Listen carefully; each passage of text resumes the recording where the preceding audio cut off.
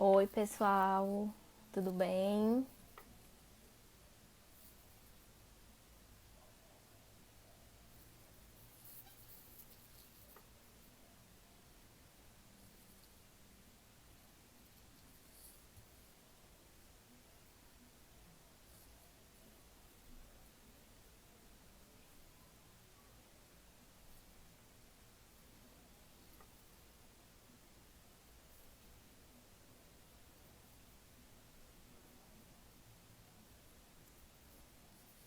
Oi, gente, tudo bem com vocês? E aí, como estão nessa quarentena? Eu me chamo Nara, sou uma das integrantes do CRC Jovem, do CRC Mulher. E hoje eu vim aqui bater um papo com vocês sobre gestão financeira nesses tempos aí de crise que a gente está passando. Chamei um convidado muito especial para bater esse papo com a gente. Deixa eu convidar ele aqui para entrar.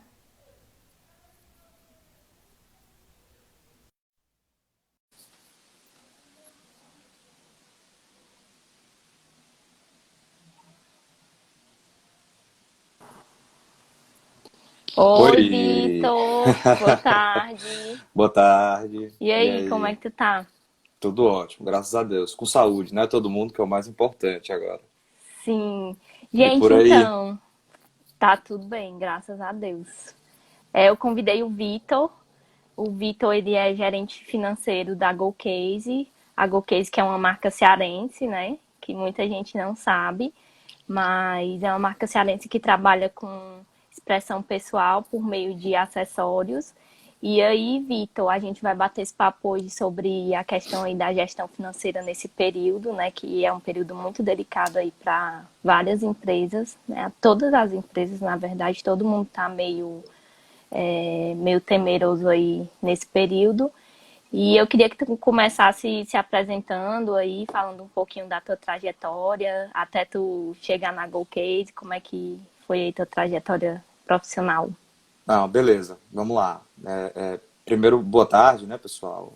Todo mundo aí tá no feriado acompanhando aqui a live, né? Eu espero agregar um pouco do que eu passei, né? Tanto de experiência profissional quanto de experiência pessoal também para vocês, né? Eu espero que seja uma live bem prática e que a gente consiga passar de fato o que acontece na realidade, né? Que eu acho que falta muito hoje nas discussões, né? O pessoal vai muito para o lado técnico, e vai muito para o lado da teoria, né? E eu quero passar um pouco mais da prática aqui, né? Nesse papo sobre o que de fato acontece, de estratégias de gestão que a gente consegue aplicar no dia a dia das empresas, né? Mas falando um pouquinho da minha trajetória, né? Sem me alongar muito, mas eu comecei minha carreira há mais de 10 anos atrás, né, dentro do mercado de capitais, como operador de bolsa, né, fui operador de mesa de uma corretora carioca aqui em Fortaleza, né, comecei lá como estagiário, depois fui operador de mesa, depois passei a ser gerente da mesa de operações lá na corretora, fazendo operações estruturadas, né, operava para alguns fundos exclusivos, né, depois passei a operar só para fundos exclusivos ali do dono da corretora na época, depois representei uma corretora curitibana aqui em Fortaleza, uma corretora de valores também, né? Então o começo da minha carreira foi toda operando bolsa de valores.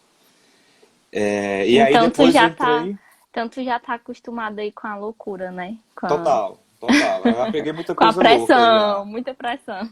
Já peguei muita coisa maluca já, né? Porque ali peguei eu entrei no mercado e a gente passou por um momento super complicado ali no começo, foi o período da crise, né? Ali 2008, 2009, foi um período meio maluco mesmo, né? E aí, depois disso, entrei de fato na controladoria e dentro do financeiro de empresas, né? Passei pela Mais Odonto, que é do Grupo Apivida, né? Passei pela Unicred também, com a parte de planejamento empresarial. Fiz a parte de engenharia financeira para finalização de alguns shoppings, né? Fiz a finalização da engenharia financeira para a construção da sexta etapa do Iguatemi, aqui de Fortaleza, né? Que é um shopping que todo mundo conhece. E fiz a finalização de outros dois shoppings também, que foi o Bosque Grão-Pará e o Campo dos Ipês. Né? Fiz a parte da engenharia financeira desses três shoppings antes. Né? Foi uma experiência mais assim, mais duradoura assim, e que me marcou também demais, né? Antes de eu entrar lá na GoCase. Né? Tive também experiência com consultoria empresarial. Bacana. Então tu já tem aí uma caminhadinha boa, aguentando aí crises e coisas boas também, né? Porque nem só de crise se vive as empresas. E aí eu queria começar conversando contigo um pouquinho.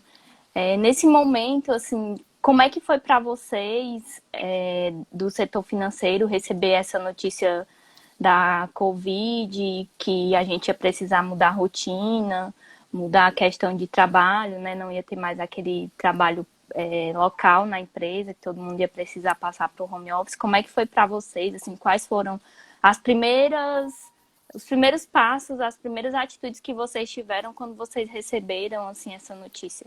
É, assim, a GoCase, né, para quem não sabe, a empresa da qual sou gestor hoje, né, a gente tem uma operação global, de fato, né. A GoCase, só para falar um pouquinho para contextualizar o pessoal, a GoCase daqui de Fortaleza, ela vende mais para o sul e sudeste, né, o grande lance da GoCase, de fato, é o e-commerce, né, apesar da gente ter a operação offline que também foi afetada demais aí por conta da crise, né? Mas assim, o grande lance da GoCare de fato é o e-commerce, né? Então assim, daqui de Fortaleza a gente vende mais para o sul e sudeste e a gente tem uma operação internacional que parte da Europa, né? E lá dessa operação internacional de Amsterdã a gente vende até mais para os Estados Unidos, né? A gente até assim, eu costumo dizer que a GoCare nasceu quebrando paradigma, né? Porque a gente está aqui em Fortaleza, vende mais para o sul e sudeste, estamos em Amsterdã, vendemos mais para os Estados Unidos. Mas, assim, de fato, né, pelo fato de ser empresa global, a gente já vinha acompanhando a crise na Europa ao longo de muito tempo, né? Mas um fato interessante, por exemplo, é que Amsterdã não entrou num estado de lockdown tão sério quanto o que a gente vive aqui em Fortaleza, né? Lá eles são mais assim, espaçosos com relação a isso, a população é muito consciente, né? Então não houveram medidas em termos de decreto, né, para que parassem as atividades lá. E aqui em Fortaleza, né, a gente, graças a Deus, se preocupou muito com o lado humano, né? Então, para a gente, o primeiro passo foi preservar a vida das pessoas, dos nossos colaboradores, né? E que a gente servisse de alguma maneira de exemplo para as outras empresas do Brasil, né? Para que a gente se resguardasse os nossos colaboradores e passasse essa mensagem para as outras empresas. Então, antes do lockdown aqui em Fortaleza ser decretado, né? Eu acho que algumas semanas antes, a gente já estava trabalhando em regime de home office, né? Eu bati um papo com o Rafael, né? O Rafael é o nosso CEO, né? O Rafael também sempre teve essa preocupação, inclusive essa atitude partiu dele, né? Da gente começar o lockdown antes de todo mundo, tá? E aí a gente, ao longo de alguns papos, né? Começaram a vir as preocupações, de fato, com a parte financeira da empresa, né? Além dessa parte humana, né? Porque para a parte humana a gente fez um plano de contingenciamento, que a gente pode falar depois, né? Dando instruções para o trabalho de home office. Antes disso tudo começar, antes do lockdown, a gente já correu ali, preparou junto um plano de contingência com instruções para o trabalho de home office, a maneira como a gente ia operar, a maneira como ia se dar a comunicação interna da empresa. E aí, poxa, eu comecei a ficar muito preocupado, né, com o lado financeiro do negócio, né? Porque, poxa, eu comecei a pensar, tipo assim, apesar de ser um e-commerce, né, a gente talvez não tivesse que parar, né, dependendo de como fosse o lockdown, de como o lockdown fosse determinado lá naquela época. Mas, cara, assim, é uma crise onde todo mundo está sendo afetado, né? Eu até assim, pensei na frase de ontem, né? Não está todo mundo no mesmo barco, não. Está todo mundo no mesmo bote salva-vidas, entendeu? É um negócio que, de fato, ninguém vai escapar ileso, né? As pessoas estão perdendo seus empregos, familiares estão... você está perdendo familiares, pessoas próximas, né? É uma coisa que afeta emocionalmente todo mundo. Eu fiquei preocupado com o desejo de compra das pessoas, né, no e-commerce. Eu fiquei preocupado de que isso, de alguma maneira, fosse afetar a vontade das pessoas de comprar, né. E, além disso, fiquei preocupado, assim, vamos supor que a gente tivesse que parar a operação, né, pô, e o caixa da empresa? Como é que ficaria, né?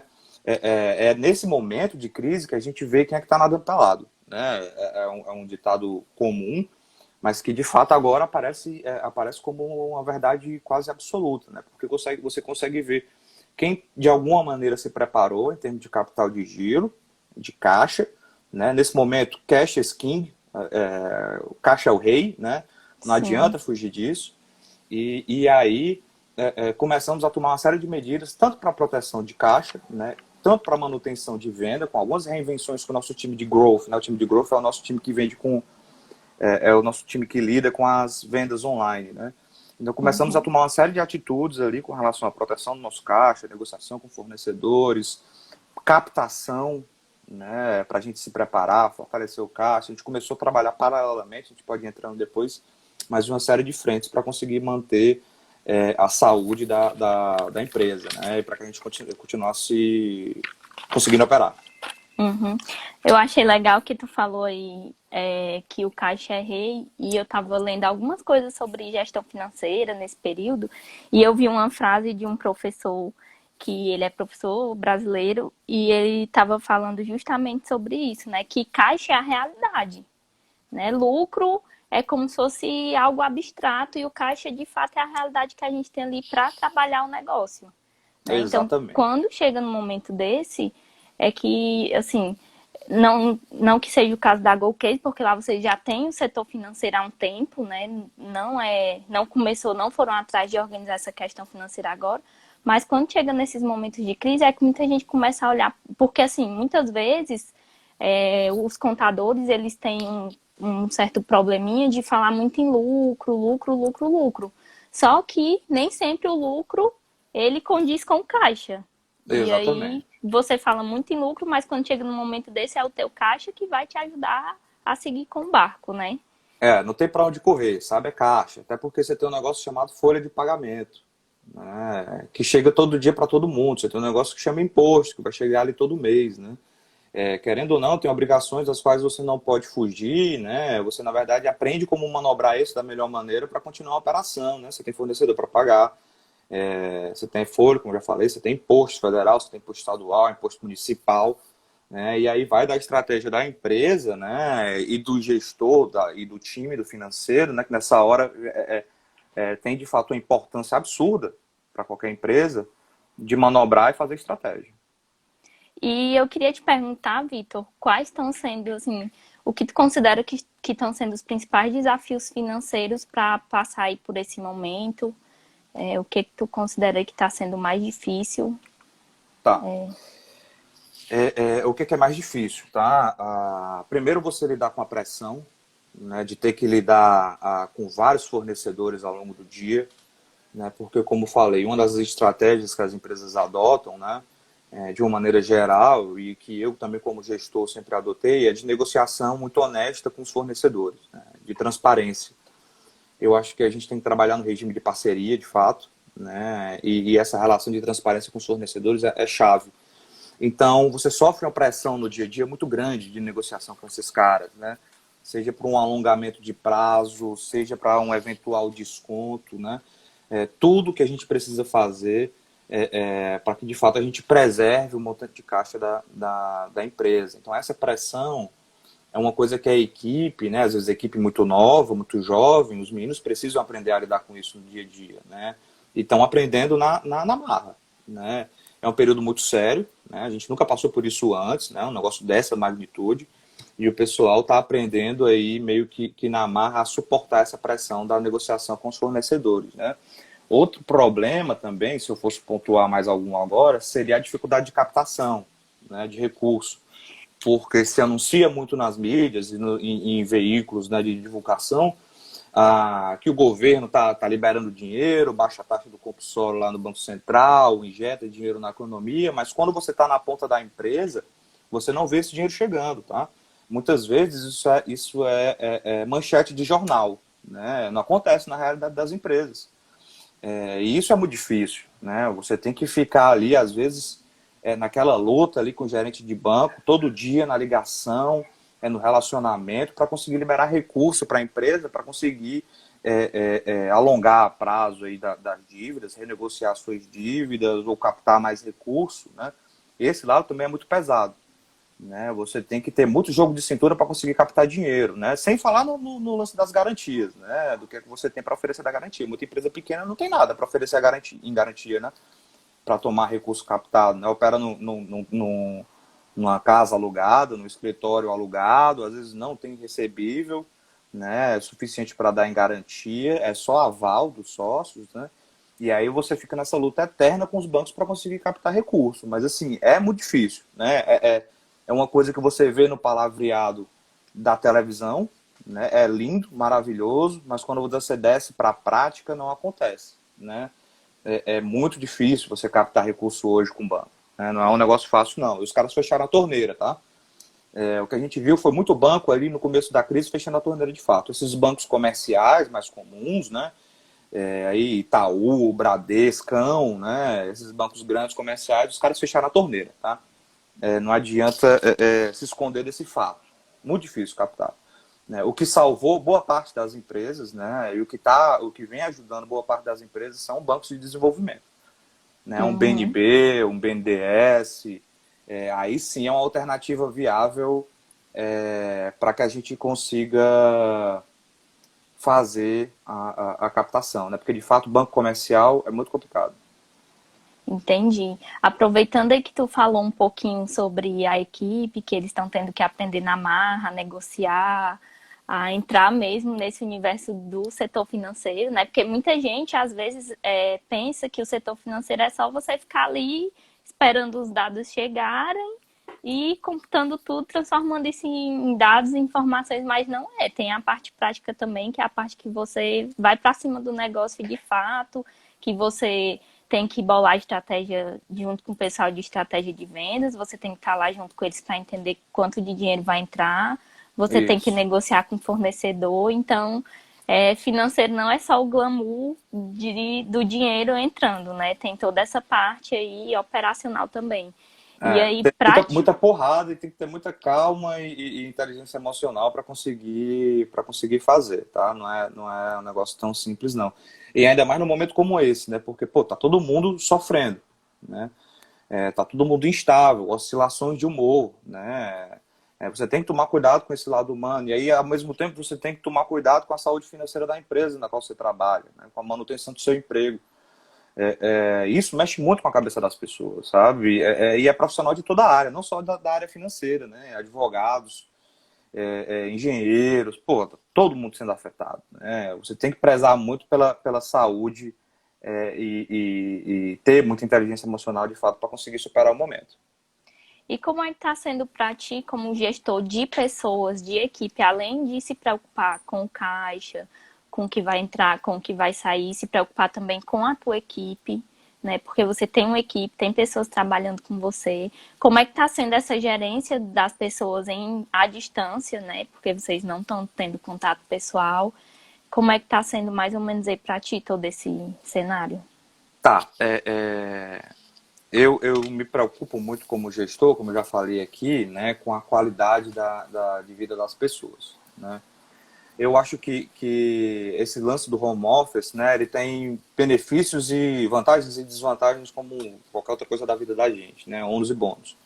Mas, de fato, o home office acabou que aproximou muito a equipe da gente, né? Às vezes você está ali no operacional, no dia a dia da empresa, e você já começa ali o seu dia, às vezes, pô, assim como eu tenho uma equipe muito pequena, né? Eu toco muito a parte operacional alguns dias, né? Por exemplo, projeção de fluxo de caixa, às vezes eu vou ali e tenho que fazer. Você, às vezes, no escritório, você já entra, foca ali no computador e não dá atenção para o time, né? Agora, no home office, a gente se obrigou a fazer uma daily aí às 9 horas, todos os dias, para conseguir alinhar o time, né? Isso melhorou muito a comunicação da gente, tá? A gente conseguiu é, um nível de comunicação, né, e de papo que a gente de fato não tinha antes, tá? Vou só ligar aqui o ar-condicionado, tá? Porque tá quente pra caramba aqui. Peraí. Esqueça de ligar, né? Ah, Vitor, mas assim, aproveitando enquanto tu tá andando aí pra tu já ir pensando, então a males que vem pro bem, né? Querendo ou não, tipo, o momento ajudou vocês a melhorar a questão da comunicação entre a equipe, né? isso. Melhorou, assim, melhorou esse lance da comunicação com a equipe, né? Tem gente que opera muito melhor no home office, porque consegue focar mais, consegue se concentrar mais, né? E tem gente que não gosta também de operar no home office, porque acha que o escritório é um ambiente melhor, onde rende melhor, né? Então você tem gente de todo tipo, né? De fato, dentro da equipe da gente. E aí, mais uma vez, né? 11 bônus. Né? Cabe da gente fazer a gestão, se preocupar com o lado emocional das pessoas, né? Essa questão da comunicação diária, num horário fixo, é chave para manter a equipe unida, né? E manter a comunicação rolando. E tem outras estratégias também que a gente, como empresa, adotou. Né? Por exemplo, a gente fez uma live agora, no começo dessa semana, com a psicóloga, né, para falar sobre ansiedade, para falar sobre meditação, né, para falar sobre estratégias de respiração, porque a gente vive na era da ansiedade, né? E a gente tem uma equipe muito jovem, os meninos são todos ansiosos, né? Eu sou ansioso, né? Você talvez também seja. Então, a gente precisa ter isso sendo falado para as pessoas da equipe, porque senão fica insustentável. O cara, apesar de estar ali em casa, né, você não está no ambiente confortável. Não é só home office. É home office mais distanciamento social, mais pandemia. Né? Não é só trabalhar, não é só a mudança do trabalho do escritório para casa. Tem uma série de outras coisas que são muito pesadas, que a gente precisa trabalhar. E, Vitor, a gente tem uma pergunta aqui muito ilustre que eu gostaria que tu respondesse, do JM Porto, que ele pergunta qual a relação do financeiro com as outras áreas da empresa nesse momento de crise. Aí era o seguinte, o financeiro é uma área onde você não pode ficar calado no seu canto com a bunda sentada na cadeira. O cara do financeiro, da controladoria, da contabilidade, que fica ali com a cara grudada no computador o dia inteiro, esse cara perde vantagem competitiva frente a outros profissionais que levantam a bunda da cadeira e vão lá na área de growth, de vendas, de marketing, de customer experience, e vai lá e conversa com as pessoas, tá? O profissional do financeiro, da área financeira, né, seja da contabilidade, etc. O cara tem que se mexer, tem que levantar a bunda da cadeira, tem que conversar com as pessoas, né? A relação que a gente tem que ser muito próxima. Por exemplo, com o time de vendas, porque você está ali no momento de crise, você precisa projetar caixa. E para projetar caixa, você precisa saber quanto é que você vai vender. E para saber quanto é que você vai vender, você precisa ter comunicação, seja com o time de growth, com o time de marketing, com o time de vendas. Tem que bater papo com os caras para saber e entender o feeling deles, né? Com relação às despesas, muitos ajustes precisam ser feitos, né? Às vezes pagamentos são postergados, pagamentos são negociados, e do mesmo jeito que a gente tem uma relação aberta e honesta com o fornecedor da gente, né, a gente tem que ter uma relação aberta e honesta com o nosso cliente interno. A gente tem que comunicar às pessoas que tais pagamentos estão sendo postergados por tais e tais motivos, que talvez as áreas também precisam se responsabilizar e negociar eles diretamente com os fornecedores, né? Então, é chave que a área financeira se comunique tanto para a parte de vendas, né, como o exemplo que eu dei agora, para pegar uma projeção de vendas e conseguir fazer uma boa projeção de fluxo de caixa.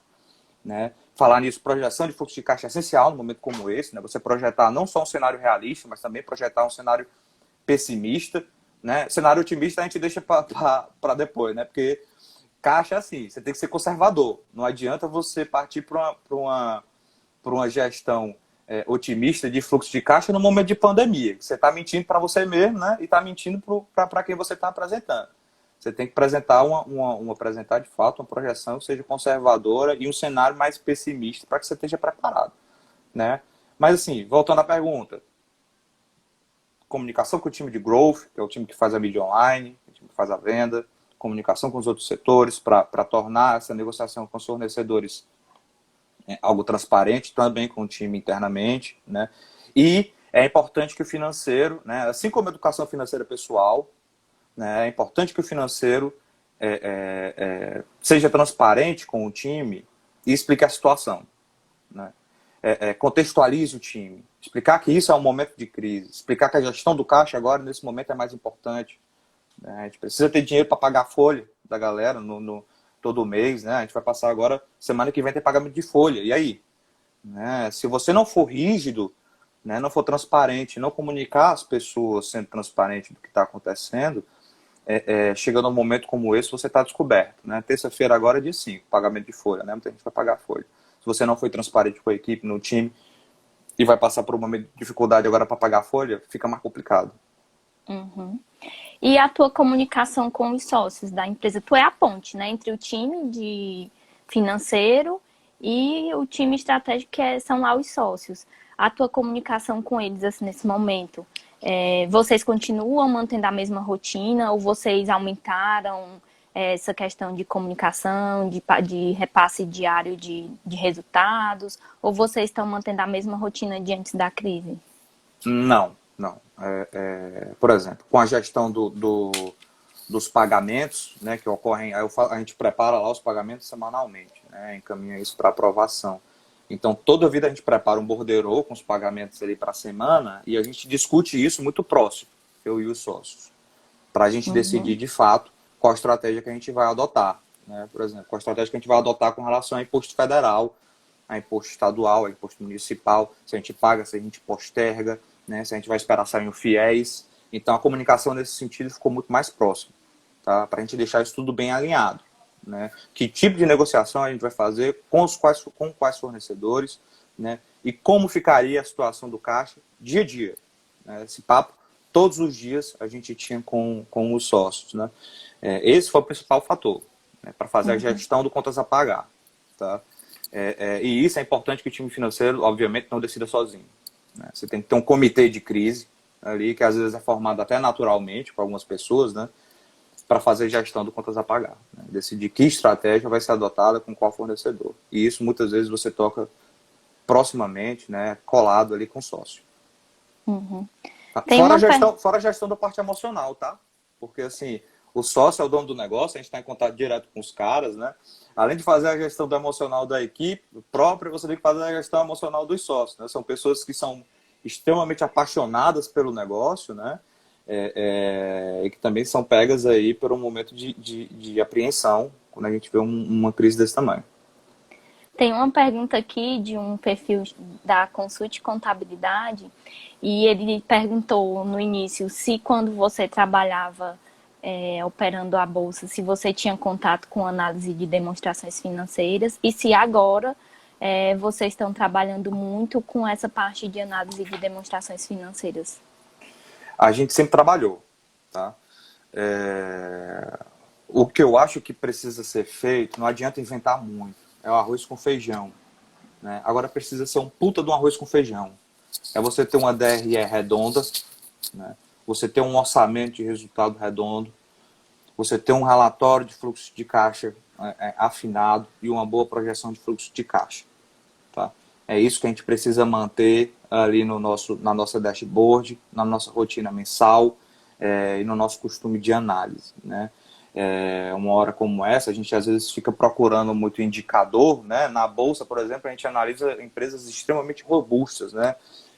A informação já vem compilada, né? São relatórios auditados, né? Por empresas grandes de auditoria. E aí a gente tem mais espaço para trabalhar com indicadores, para fazer uma análise fundamentalista, por exemplo. Analisar ali os números da empresa, traçar uma série de indicadores, né? Estudar a empresa nesse sentido. Mas na prática, hoje, nas empresas, né, tem que acontecer isso que eu te falei. Não adianta ter a cereja do bolo, né? Analisar muito indicador, partir muito para o lance rebuscado do negócio, né? Sem ter o bolo embaixo. Né? Se você tem uma boa DRE, um bom relatório de fluxo de caixa, uma boa projeção de fluxo de caixa, uma boa projeção de resultado. Então não adianta ficar falando de análise fundamentalista, análise de indicadores, se o básico não está bem feito. Uhum. Levando em consideração que a gente está falando para muitos contadores, né, e para estudantes de contabilidade, eu sempre, na minha fala, eu sempre ressalto muito isso, que a contabilidade e o financeiro, eles andam lado a lado, né? Então, assim, essas análises dessas demonstrações, elas podem ser tanto financeiras quanto contábeis. Vai muito de você ter a concepção da informação que você precisa passar para o sócio. Eu acho que essa parte, né, dessa comunicação e desse acompanhamento financeiro ou contábil é você de fato trabalhar para o teu cliente, né? A gente na contabilidade tem muito contador que reclama muito, contador trabalha muito para o governo, fazendo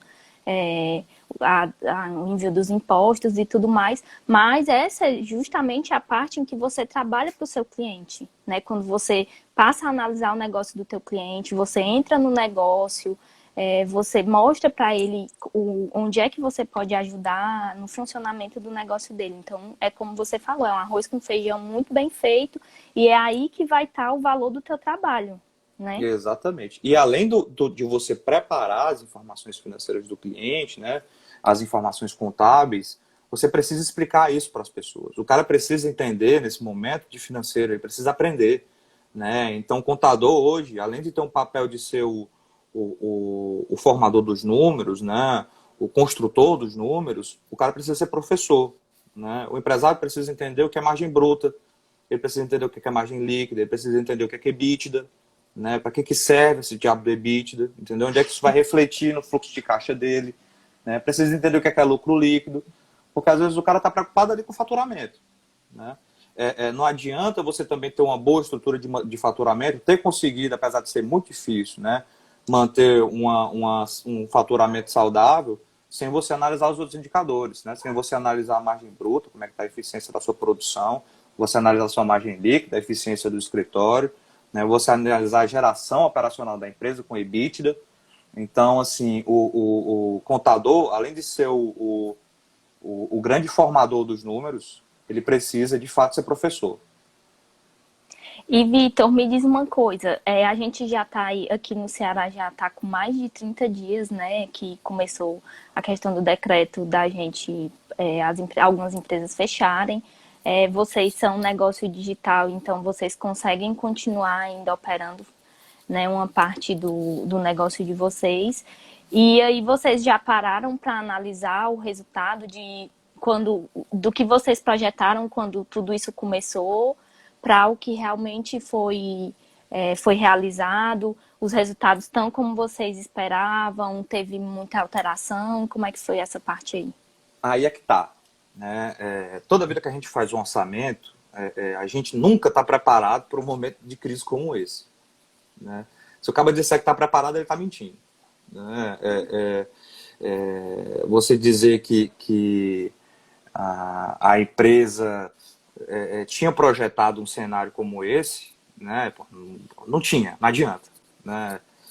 Então, assim, o que é que eu acho, tá? Com relação à projeção e o que de fato aconteceu. Eu acho que de fato a gente se projetou para o pior. Que eu acho que isso é o papel do financeiro, do contador também, tá? Não é você ser terrorista, certo? É você se preparar para o pior, garantir a saúde da empresa, tomar medidas duras, restritivas, né? Para que, independente de como as vendas se comportem, você esteja preparado. Tá?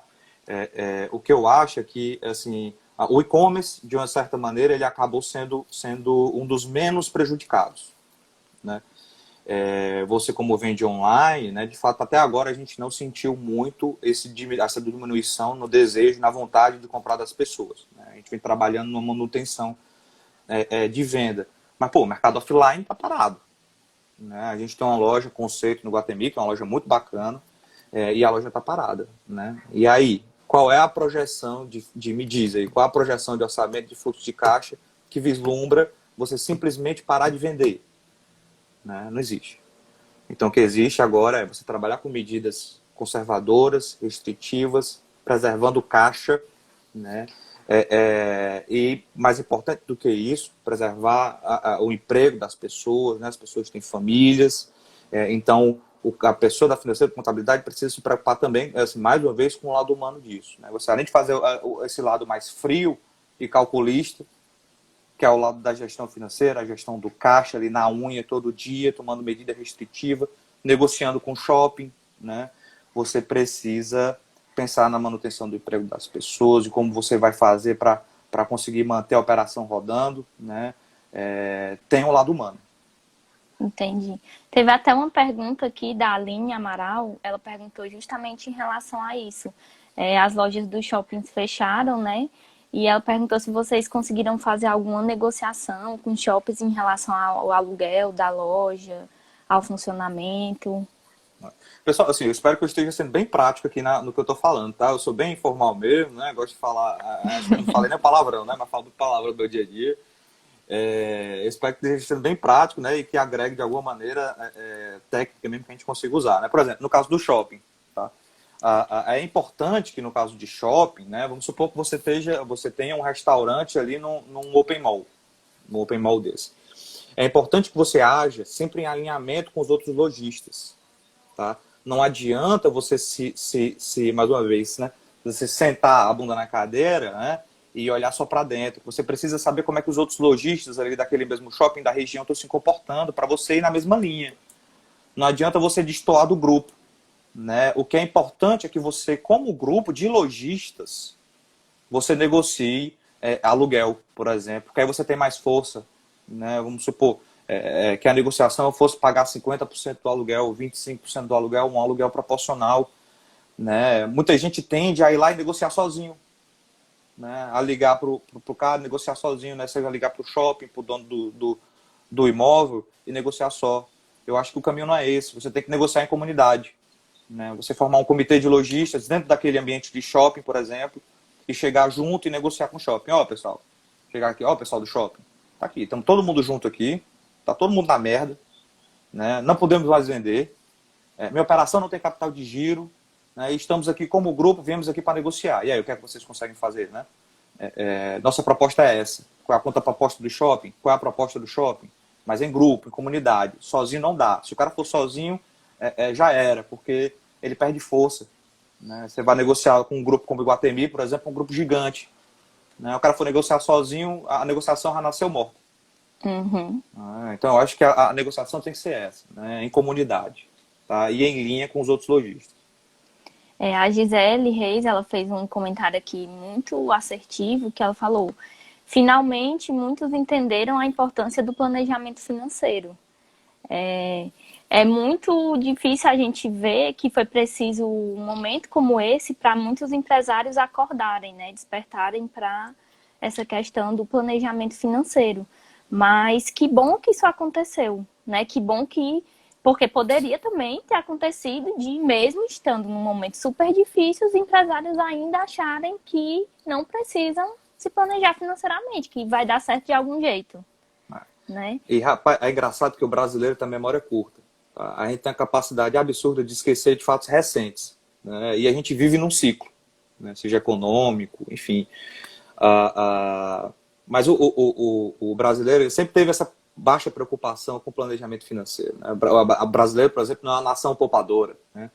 E isso se transfere para as empresas, né? O empresário brasileiro, ele transfere a metodologia como ele opera para a empresa que ele é dono, né? Assim, tô falando no geral, né? Tem N tipos de empresários diferentes, né? Mas o cara, de fato, só vai se preocupar com o planejamento financeiro quando o negócio já não tem mais jeito, muitas vezes, né? Quando o negócio já está assim, você olha e você tem que praticamente assinar o atestado de paciente terminal já. O financeiro é médico, né? O contador é médico da empresa. Então, não adianta. É muito melhor que você faça o controle da saúde da empresa rotineiramente, né, do que você chegar e atuar quando o paciente já está em estado terminal. Eu li isso num texto uma vez, eu até sempre comento sobre isso, que o autor do texto, ele dizia justamente isso, né? É a relação entre contabilidade e financeiro. Ele falava assim, se a empresa fosse um corpo, a gente podia dizer que a contabilidade, ela mede a condição de vida daquele corpo, se aquele corpo está vivo ou não. Já o financeiro, ele mede a qualidade da vida, né? O financeiro é a área onde você tem o detalhamento de toda a saúde financeira do negócio, né? De como é que isso está rodando, de quais são as condições que a empresa tem para perpetuar aí o seu funcionamento, né? Exato. E assim, e por mais que o empresário às vezes não goste de ver esse lado, o contador e o financeiro têm que fazer o dever de casa, tá? O cara, por mais que o empresário às vezes não é muito ligado ali na parte financeira, né? Alguns empresários gostam de fato ir lá e analisar os números, né? Mas o bom financeiro, o bom contador, ele precisa agir independente disso, independente do perfil do empresário, porque ele precisa fazer o que é certo, né? E o que é certo é você acompanhar isso rotineiramente. Muitas vezes é um trabalho de formiguinha, né? É aquela história, você vai insistindo, continua fazendo seu trabalho, continua mostrando a importância, e aí uma hora ou aquele cara vai entender que realmente ele precisa olhar com outros olhos para isso, ou ele vai desistir de tudo e vai, não, vou tirar férias aqui eternas, isso não dá para mim, né? Porque não tem como você manter o negócio sem, não, eu só quero saber de vender, não quero saber nada aqui do financeiro. Não tem, não Pois é, existe isso, né? pois é. E acontece muitas vezes, tá? Infelizmente, né? O cara só quer saber de venda, né? Só vai se preocupar com o financeiro na hora que a distribuição de lucro deixa de cair na conta dele, lá que ele vai buscar entender o que foi que aconteceu, né? Mas você precisa ter esse trabalho de conscientização para mostrar para o cara que depois do faturamento tem um bocado de linhazinha na DRE, né? E depois da entrada no caixa também tem um bocado de linhazinha lá dentro que o cara precisa entender e analisar. Vitor, e assim, vocês atuam no negócio digital, né, no e-commerce, no varejo com os quiosques e as lojas, mas vocês também atuam no atacado, né? E aí, esse momento, assim, esse período, vocês tiveram condições de prestar algum apoio para esses clientes de vocês, ou vocês, de fato, tiveram que parar essa operação? Como é que foi aí para os clientes do atacado? Aí vem uma outra grande questão, que é a questão da inadimplência. Né? Quem opera com atacado, quem opera com loja, e se você vende no boleto ou no prazo, muito provavelmente você deixou de ser pago ao longo desses dias. Né? E aí é onde eu acho que tem que ser, de fato, tomadas as medidas mais drásticas. Né? A gente não tem como ajudar o cliente da gente se a gente não se ajudar primeiro. Né? Então, o que a gente vê numa operação como a de atacado, né, comumente, é que se você vende a prazo, o pequeno lojista ali que não está podendo vender, ele vai deixar de te pagar, né, em 95% dos casos. E aí, de fato, você tem que adotar medidas mais restritivas, né, enxugar toda a estrutura da empresa para se preparar para esse momento. É muito parecido com a operação do offline. Né? Porque apesar de que você talvez consiga fazer uma venda ou outra ali no atacado, a chance de você não ser pago é altíssima. Então, o que é que eu aconselharia? Né? Buscar um recurso de captação, né? Às vezes dando esses recebíveis como garantia ou dando o que você tiver como garantia para captar e trazer recurso para dentro do fluxo de caixa, para dentro do seu caixa. Né, e tomar medidas de fato restritivas para enxugar as despesas da empresa e conseguir sobreviver. Né, eu acho que esse é o lance. Você precisa primeiro se preocupar em manter a sobrevivência da empresa e depois a gente se preocupa em ajudar os outros. Uhum. E tu falou já que vocês têm uma atuação lá fora, né, na Europa. E como é que tá sendo lá, assim? Porque eu acho que como vocês, de fato, têm uma operação lá, vocês conseguem trazer a realidade pra gente, né? Porque a gente vê, como tu falou, às vezes a gente vê muita coisa no jornal, de coisas que estão acontecendo pelo mundo e tudo. Só que nada como alguém que realmente está atuando lá nesse mercado para falar um pouquinho pra gente de como é que tá sendo. Tipo, a operação lá tá rodando, tá com dificuldades ou vocês estão rodando bem? Como é que tá funcionando lá? Tá, aí vem, tem um lance bacana, né? Os profissionais da área financeira do Brasil, né, da área contábil também. Toda vez que eu falar de financeiro, eu falo de financeiro e contabilidade, tá? Controladoria também. Os caras são os melhores profissionais de finanças do mundo. Tá? Por quê? Porque a gente vive num negócio maluco. Tá? Você vive num país onde a taxa de juros há pouco tempo atrás era de 14%, que aumentava extremamente o custo de captação para qualquer empresa. Né? Você trabalha no regime de taxa de câmbio com a flutuação surge, onde o câmbio flutua ali, entre aspas, livremente. Né? O Banco Central atua pontualmente na manutenção das taxas de câmbio, mas você trabalha com a taxa de câmbio livre. Né? Então, o brasileiro tem que saber atuar com uma série de variáveis, né? Que outros países não existem. Por exemplo, na Europa, quando você vende em euro, né, existe uma paridade muito grande entre euro e dólar, você fica relativamente tranquilo com relação à flutuação da moeda. Né? E aqui no Brasil, não. Aqui no Brasil é essa loucura, né? Do dólar tá há pouco tempo a 3,50, daqui a pouco R$ 4, daqui a pouco 5,50, vai bater 6 contos, sei lá quanto é que vai bater. Né? Mas lá a gente não tem esse tipo de preocupação com variação cambial. Né? E teve um lance muito interessante dos meninos do Growth, lá da GoCase, né? Que é a capacidade de reinvenção da gente. O brasileiro também é muito bom nisso, né? Em dar nó na madeira, né? Como a gente fala.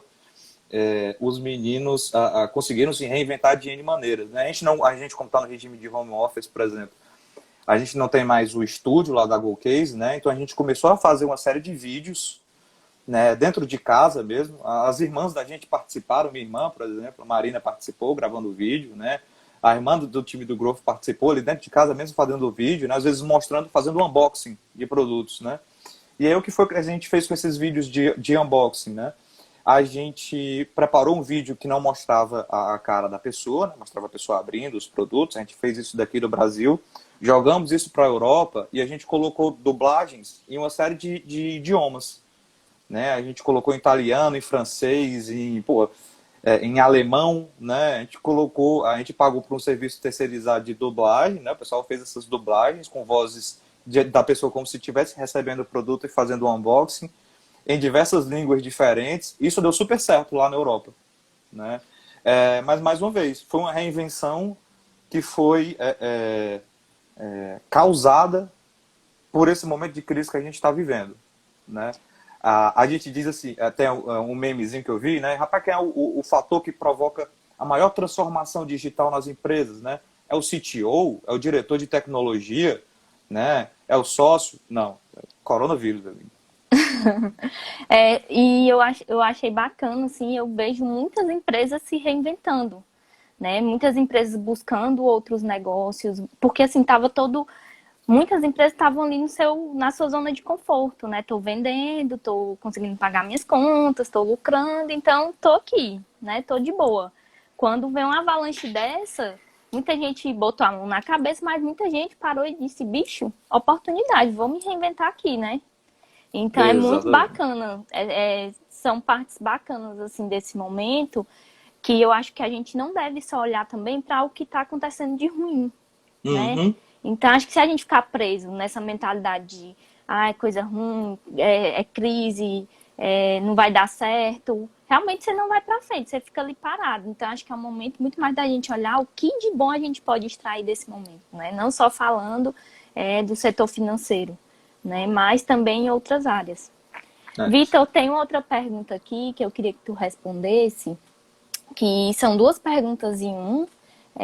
Uma perguntando sobre a área de tecnologia, né?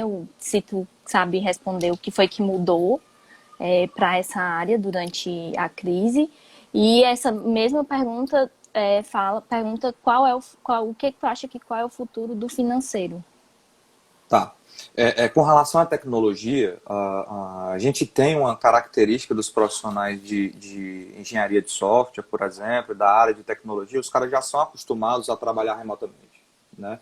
Você já tem profissionais, né, empresas que têm profissionais da área de TI, a empresa tem profissionais em vários lugares do país. Então, esse choque para essa área, né, desse período de home office que a gente teve que passar, é menor, porque são pessoas que já são acostumadas a lidar com isso, né? Já fazem a gestão dos projetos dele, né? Tem metodologias bem definidas e conseguem trabalhar muito bem de home office porque já estão habituados.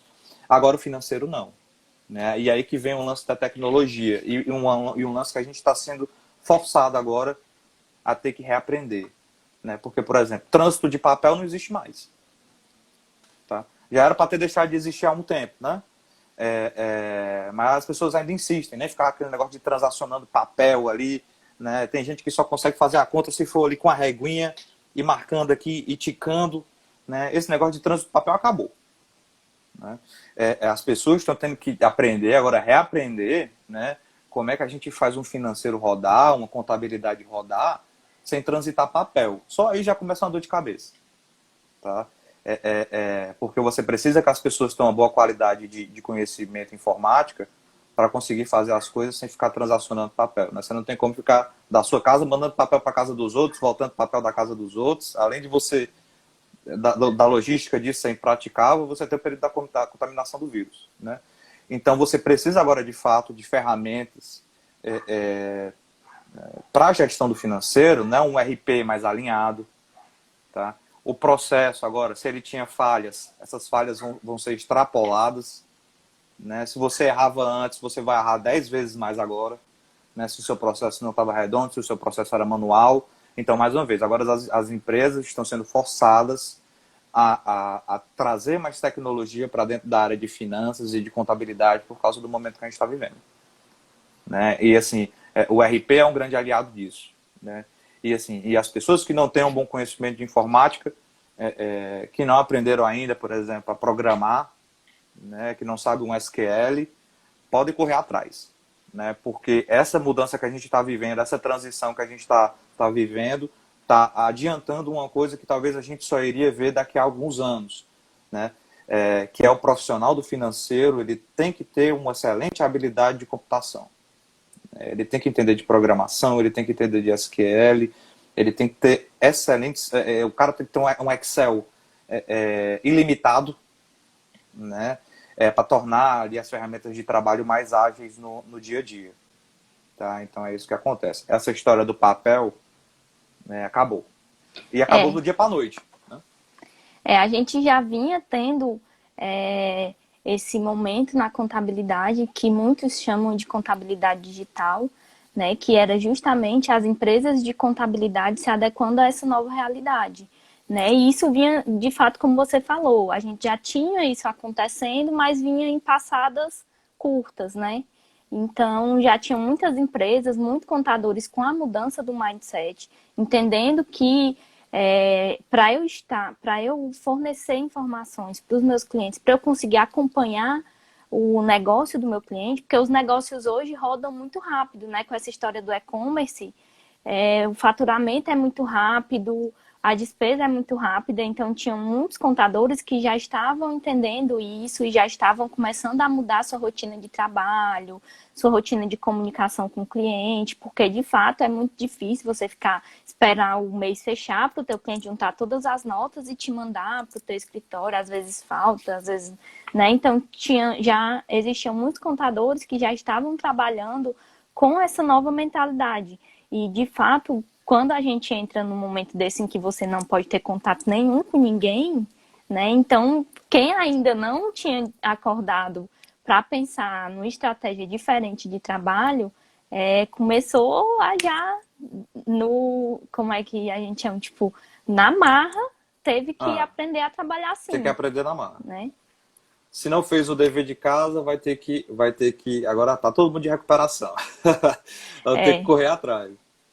E é muito legal, assim, tipo, a gente vê, eu já tinha até comentado isso, Vitor, que às vezes em empresas pequenas a gente não tem o papel do gestor financeiro, que é o seu papel, a gente não tem o papel da equipe financeira, que é o papel da sua equipe, mas a gente tem o contador, né? E Sim, o empresário, ele acaba esperando que o contador, ele também seja essa ponta, né? Ele sim. também seja o cara que ajuda ele nas finanças, né? Tá. Muita gente faz essa negociação de tratar de fato o financeiro do cliente, alguns não fazem essa negociação, mas assumem esse papel. E eu acho que é um papel muito importante, porque independente do tamanho do negócio, teve até um comentário aqui entre os comentários que a gente teve falando sobre o MEI, né? O MEI é uma empresa, é um Sim. CNPJ, então também precisa ter essa organização financeira, né? Não importa o tamanho do negócio, você precisa ter essa organização. E aí, geralmente nas pequenas empresas, os contadores acabam assumindo esse papel e alguns na marra porque na faculdade você acha que você vai trabalhar só com contabilidade, né? E aí Não quando é. você se depara no mercado, você vê que o financeiro também é muito importante. Mesmo Até, para quem tem o papel do gestor financeiro, você tem que conhecer para você se comunicar com o cara, senão você fica aqui na sua e ele lá na dele e o negócio não anda, né? contador, até psicólogo tem que ser, né? Para aguentar a onda. Você é psicólogo do empresário, né? Mas é isso. O contador, eu acho que ele é um grande educador, né? No final das contas. O financeiro também. E num momento como esse, além de ter que manter a calma, ter muita inteligência emocional, você precisa, de fato, educar, ensinar o empresário, né, a cuidar melhor das suas finanças. Né? Como eu falei, muitos empresários cuidam das finanças da empresa da mesma maneira que eles cuidam das finanças pessoais deles, né? E muitas vezes isso se mistura na prática também, né? Enfim, o cara usa o cartão corporativo para ficar comprando coisa para ele, né? Esse é um Não, exemplo aqui não. super. Aqui não, aqui no Ceará não tem isso não. Não, tem não, né? Imagina. E aí o contador precisa ter de fato esse papel educativo, né? Trabalho de formiguinha. Todo dia você tentando influenciar positivamente o empresário a fazer o negócio certo, né? Da maneira correta e alinhando as melhores práticas do mercado. A Edna, ela fez um comentário aqui que realmente é muito importante, assim, quando uma empresa vai contratar um escritório de contabilidade, uma empresa de contabilidade, é muito importante que tenha isso tudo que é muito claro, né, no contrato de prestação de serviços, na negociação dos serviços, que tem muito claro, tipo, qual vai ser o papel desse cara aqui dentro do meu negócio, que é para o empresário já ter aquela ciência do que é que ele vai precisar, né? Exatamente. E o contador precisa se resguardar, tá? Porque daqui a pouco o contador assume a culpa de uma péssima gestão que foi feita antes, recai muitas vezes em cima do contador, que é o cara que está mais próximo do financeiro das empresas, né? em muitos casos, né, empresa pequena é assim, o contador é o cara que está mais próximo, é o cara que sabe mais, né? Então, o que é que tende a acontecer? O empresário vai lá e bota a culpa no contador, né? Às vezes por uma má gestão que foi provocada por ele, né? Às vezes o contador, o financeiro, está recebendo só uma conta de algo que já aconteceu antes, né? Às vezes só faz ali realmente o processo de escrituração depois que todo o processo já aconteceu, né? Por exemplo, de uma compra de mercadoria mal feita, né? Muitas vezes acaba levando a culpa disso, é porque você não me avisou antes, né? Então tem que ter um contrato muito bem amarrado, né? A gente chama de SLA, né? Service Level Agreement. O que é que você vai entregar para o seu cliente? O que é que está disposto ali, né? Dentro das atividades que você presta, o que é que está disposto ali, o que é que você vai prestar de serviço para o seu cliente? Isso precisa estar muito bem amarrado. Vitor, a gente está aqui chegando nos minutos finais, né? O Instagram ele disponibiliza aí só 1 hora de live. Gestão financeira é um assunto muito abrangente, então a gente tem assuntos aí para passar um dia todo conversando e ainda não acaba, né? É um assunto muito importante.